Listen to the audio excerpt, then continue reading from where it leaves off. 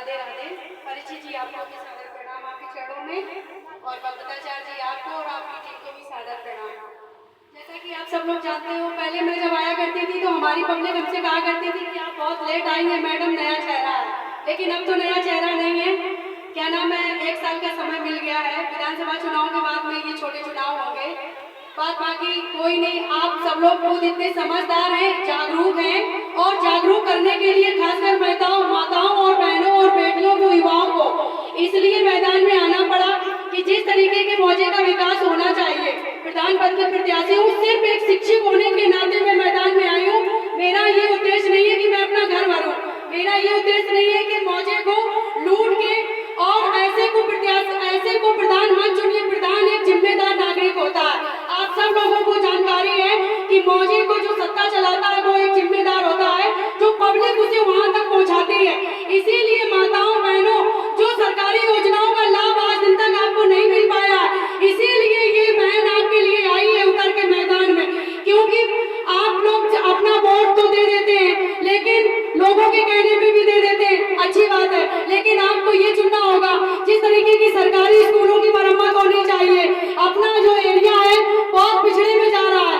पहली बात, नादेमो एक एरिया है जो सबसे बड़ा है, दूसरे नंबर पे लाख मौजा है, ये सबसे बड़ा है। बात बाकी मौजों की स्थिति बहुत अच्छी है, सरकारी स्कूलों की कोई मरम्मत नहीं है। प्रधान एक जिम्मेदार नागरिक होता है मौजे का, तो सरकारी स्कूलों की मरम्मत होनी चाहिए, शिक्षा के लिए, स्वास्थ्य के लिए, साफ सफाई के लिए। हमारा मौजा क्या है, नशा की तरफ बहुत जा रहा है। जो युवा पीढ़ी है वो शराब पे, आप थोड़ी देर के लिए बिक तो जाओगे शराब में, पैसों में भी बिक जाओगे, लेकिन आप ये सोचो कि आपकी आने वाली पीढ़ी पे कितना गंदा असर जा रहा है।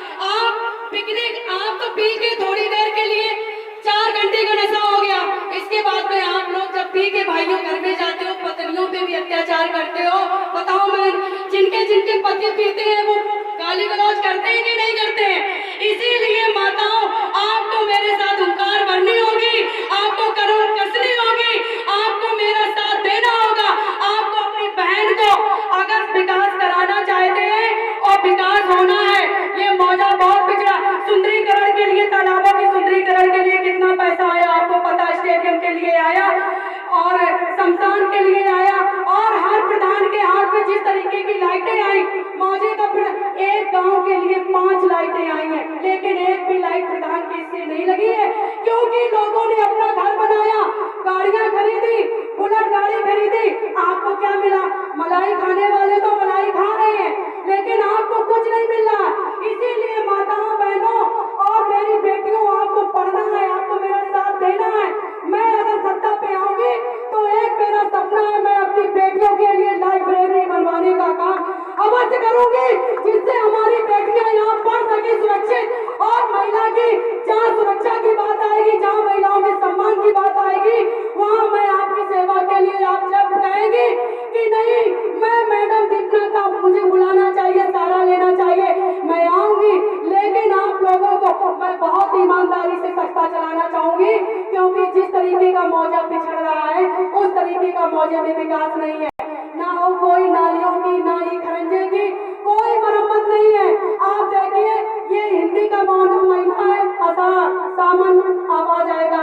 बहुत सारे ऐसे हैं जहाँ मच्छर है, डेंगू जैसी बीमारियों का प्रकोप नहीं होना चाहिए। इसीलिए आप सब लोगों को जगाने का काम है मेरा। आप लोगों को पढ़े लिखे को चुनना है, ऐसे को चुनना है जो अधिकारी से, डीएम से, एसडीएम से, सांसद से थाने में आपके लिए, हक के लिए लड़ सके। ऐसे को नहीं चुनना है जो एक दलाल साथ में लेके जाए और कहे कि आप एप्लीकेशन पढ़िए।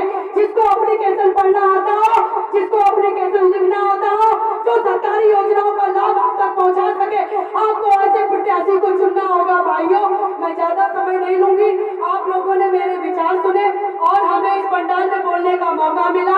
अब मुझे बहुत अच्छा लगा। परीक्षित जी का भी मैं बहुत बहुत धन्यवाद करती हूँ, और भगवताचार्य जी का भी मैं बहुत बहुत धन्यवाद करती हूँ। जय हिंद, जय भारत, जय भागवत महापुराण।